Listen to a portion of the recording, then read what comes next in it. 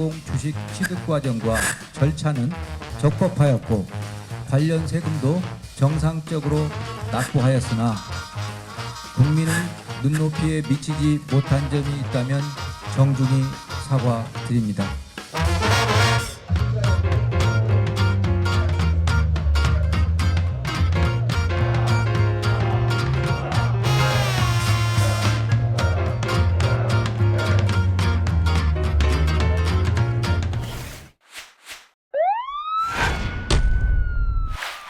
네, 속고살지마 오늘은 저도 보면서 많이 안타까웠고 화도 좀 났던 소식입니다.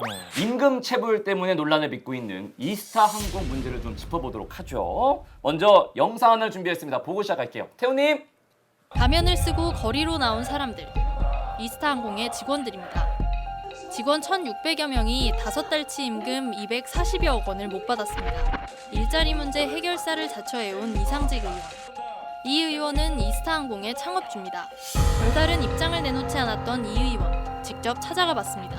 제가 경영에 관여를 안 하는데, 예? 관여를 7년째 안 하고 있는데 경영에 관여하지 않았다. 하나씩 따져봤습니다. 먼저 이스타항공의 이사진. 최종구 대표이사는 이 의원의 이전 회사부터 함께 일한 최측근. 26살 때 이사로 이름을 올린 이수지 씨는 이 의원의 딸입니다.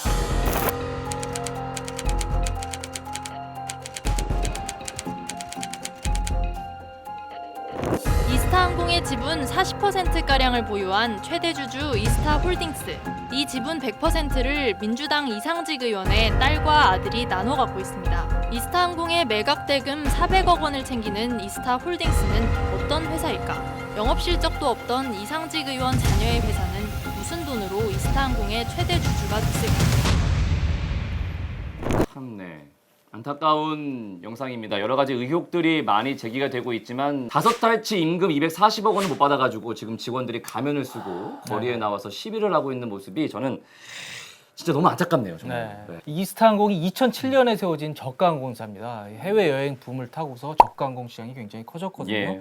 그래서 이제 회사도 커졌고, 그런데 작년 말에 제주항공에 인수되기로 맞아요. 발표가 됐죠. 예. 매각 금액이 545억 원, 꽤 비싼 금액으로 팔리기로 돼 있습니다. 그런데 이 경영권이 아직 넘어가지 않은 상태에서 정말 이 코로나19라고 하는 항공업계는 정말 재앙 같은 일이 터졌습니다. 큰 재앙이죠, 진짜. 정말 정말 뭐 대한항공도 뭐 전 직원 무급휴직을 한다 그러니까 이 항공업계가 어우. 겪는 어려움은 굉장히 큽니다. 그래서 예. 하여튼 저 임금이 해결되지 않고 있는 상태인데 현재 그 제주항공과 이스타항공 측의 입장이 갈립니다. 그 이스타항공 측에서는 뭐 팔기로 했으니까 제주항공에서 좀 나서서 저 체불 임금을 해결을 해달라는 입장이고. 그리고 제주항공 입장에서는 아직 뭐 경영권도 안 왔는데 너희들이 그것까지 해결을 해야 된다. 뭐 이런 입장입니다. 그리고 시끄럽던 와중에 최근에 언론들이 이 이상직 의원 네. 이 자녀들이 아주 편법적으로 부의 세습을 받은 게 아니냐 이런 의혹들을 지금 제기하고 있는 상황입니다. 점점 의혹들이 커지고 있어요. 보신 네, 것처럼 네. 정말로. 네. 네. 이상직 의원은 현역 의원인데 어떤 상황인 거죠? 상황이 그러면? 그러니까 뭐가 문제가 되느냐면 말씀하신 것처럼 2007년에 이상직 의원이 이거를 창업을 했어요. 네. 이상직 의원은 이제 19대의 국회의원이었고 또 한 번 건너뛰어서 이번에, 21대 국회의원이 되신 분인데 창업을 했고 경영에는 간섭을 안 하고 있다. 그런데 그럼 회사는 누구 걸까라고 들어봤더니 이스타항공이라는 회사가 있고 예. 이 이스타항공 회사의 지분 40%를 이스타홀딩스라는 다른 회사에서 가지고 있는 거예요. 사실상 대주주로 예. 이스타항공을 지배하고 있는 거죠. 그럼 이스타홀딩스라는 회사는 누굴까? 예. 라고 봤더니 그 회사의 지분은 3분의 1은 이상직 의원의 아들이, 3분의 1은 딸이. 그러니까 아들, 딸이 가진 회사가 이스타항공을 사실상 지배하고 있는 네, 약간 그런 네. 구조잖아요. 아, 그러니까 그렇죠. 뭐 가족 기업처럼 될 수도 있는데 문제는 아들, 딸이 10대, 20대 때 네. 창업을 한 거예요. 그렇죠. 뭐 가족 기업이라는 것 자체를 나무라는 게 아니라 그렇죠. 무슨 돈으로 그러면 항공사의 지분을 40%를 네. 가질 수가 있었을까? 네. 그렇죠. 그런데 그냥 또 생각해 보면은 자본주의 사회에서 만약 뭐 나이 그런 거 상관없이 정당하게 내가 투자한 회사가 커져서 비싼 값에 팔렸다. 그러면 뭐 액수에서 오는 그런 어떤 박탈감 같은 거 있을 수 있겠지만 그 자체는 보통으로는 문제가 없는 거 아니에요? 우리가 자본주의를 취하고 있는 대신에 가지고 있는 여러 가지 제도들이 있죠. 예, 예. 그리고 특히 이제 법인 같은 이런 회사들은 항공권 같은 경우는 국가에서 주는 허가가 있어야 되는 거고 또 혼자만 운영이 하는 게 아니라 굉장히 많은 임직원들의 노력이 더해져서 부를 만들어낼 수 있는 겁니다. 네. 성근 씨가 잘 지적한 것처럼 네. 그건 정당하다면 뭐 그걸 가지고 뭐라고 할 사람은 없는데 그렇죠. 그러려면 이제 대표적으로 증여세 같은 것들이 문제가 세금 되는 뭐 잘 거고. 내야죠 당연히. 네. 네. 근데 지금 이 과정을 보면 혹시 증여세를 내지 않기 위해서 편법으로 이런 식으로 부를 대물림한 게 아니냐. 지금 뭐 이재용 삼성 부회장 같은 경우도 맞네. 사실은 이게 거슬러 올라오면 이미 96년도 에버랜드 맞아요. 사건을 맞아요. 거슬러가요. 예. 20년이 넘게 흘렀는데도 아직도 사실은 맞아요. 재판을 받고 있는 이유 중에 하나가 그 문제가 해결이 안 된 거 아니겠어요? 혹시 그런 일이 벌어졌던 거 아니냐라는 의혹을 가지는 거죠. 그러면 안 되죠. 네, 그건 그렇습니다. 진짜. 네. 그래서 현재 이 이상직 의원의 따님이 31살 그리고 아드님이 21살입니다. 아드님은 미국에서 그 골프 선수를 꿈꾸면서 대학을 다니고 있다 그러고요. 예. 따님은 이 이스타항공의 브랜드 마케팅 본부장입니다. 그래서 연봉이 뭐 공시가 되는데 1억 1,700만 원 정도 받고 있다 그러고요. 예. 그러니까 5년 전, 즉 따님은 26살, 아들은 16살에 와 잠깐만요. 네. 오 예. 아무리 봐도 두 사람의 나이나 경력, 프로필을 볼 때 뭔가 자연스럽지 않은 건 맞아요. 그래서 이 회사들이 이제 상장사가 아니어서 정확한 정보도 공개가 돼 있지 않은 상태인데요. 그래도 언론들이 지금 의혹들을 찾아서 보도를 하고 있습니다. 한번 하나하나 좀 짚어보시죠. 16세가 창업을 한 거고요. 그래서 이제 아들이 16세인 아들이 지분의 3분의 2, 26세인 딸이 지분의 3분의 1인 이스타 홀딩스라고 하는 이 페이퍼 컴퍼니를 2015년에 창업을 한 겁니다. 네. 그런데 이제 그 이스타 홀딩스가 이스타 항공의 지분을 60몇 %를 인수를 하게 되는데요. 이게 이제 처음에 이상직 의원이 가지고 있던 지분을 이상직 의원이 2012년에 국회의원에 당선되면서 형한테 지분이 갔다가 그 형의 지분이 바로 이제 이스타 홀딩스로 오는 거거든요. 근데 이제 이거 지분을 사기 위해서는 한 100억 원 정도가 들었어요. 그러면 이제 자본금 3천만 원이 그야말로 그 미성년과 20대 초반 주주가 두 명의 회사에 뭐 무슨 돈이 있겠습니까? 100억이. 아까 이스타 홀딩스가 100억이 필요했던 거예요. 이스타 항공 이걸 주식을 사기 위해서. 사기 위해서? 예.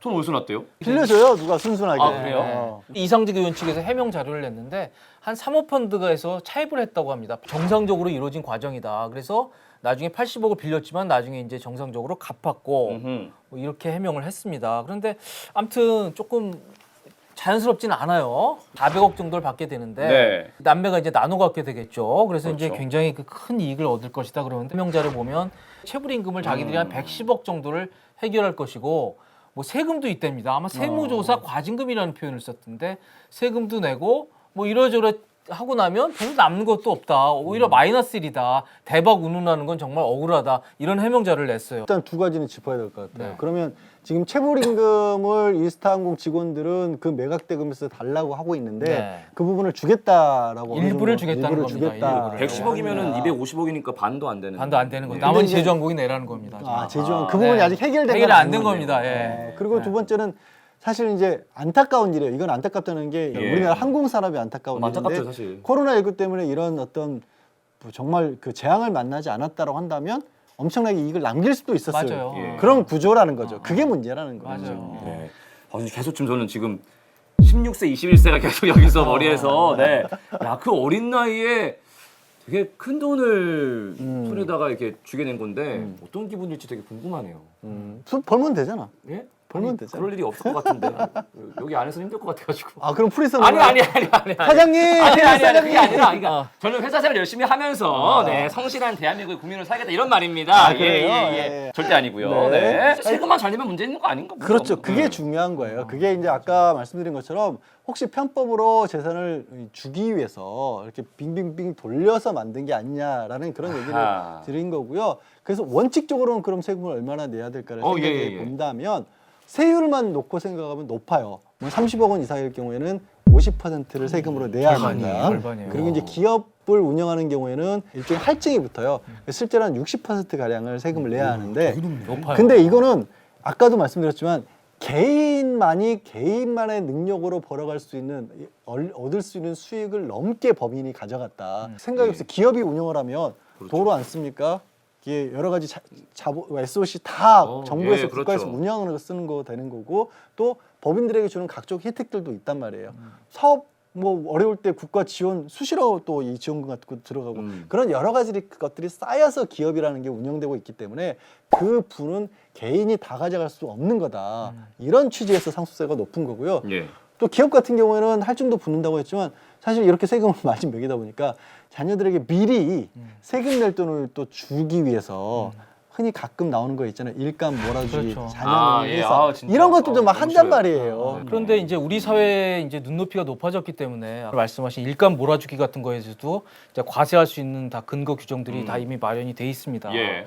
부유층들 보면은 그냥 불을 대물림을 해주기 어려우니까 이 법인이라는 걸 이용해서 변칙적으로 하는 경우가 많거든요.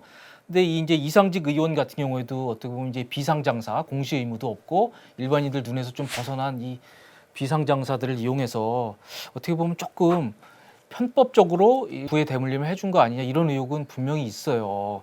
21세 청년 그리고 31세 장녀분이 이게 어떻게 과연 이렇게 이 이스타홀딩스라는 지분을 통해서 결국 이제 큰 돈을 벌게 됐는지 여기에 대해서 혹시 아빠 찬스는 아닌지 조금 더 해명이 필요해 보입니다. 지금 가장 중요한 건 지금 거리로 나가서 자신의 정당한 권리를 주장하고 있는 근로자들의 목소리가 아닌가 싶습니다. 이게 좀 잘 해결이 돼가지고 그분들이 내가 사랑한 직장에서 상처를 받는 일은 없었으면 좋겠네요.